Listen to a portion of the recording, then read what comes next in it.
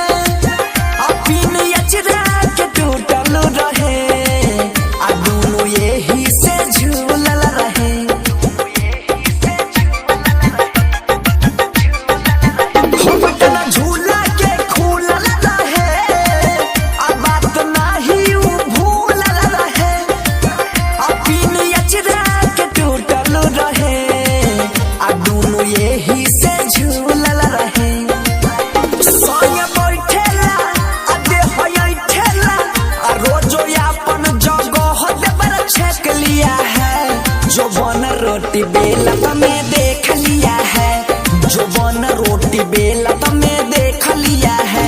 ऊपर से धइले नीचे लेने रेख लिया है, ऊपर से धइले नीचे लेने रेख लिया है, जो बन रोटी बेला तो मैं देख लिया है, जो बन रोटी बेला तो मैं देख लिया है।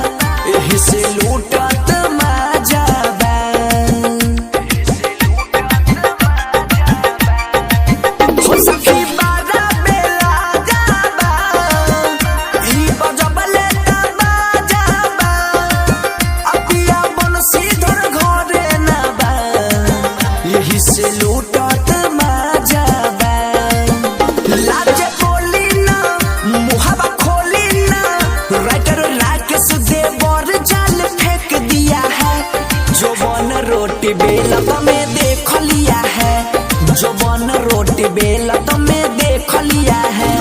ऊपर से धइले नीचे लेनी रेख लिया है, ऊपर से धइले नीचे लेनी रेख लिया है, जो बन रोटी बेला तो मैं देख लिया है, जो बन रोटी बेला तो मैं देख लिया है।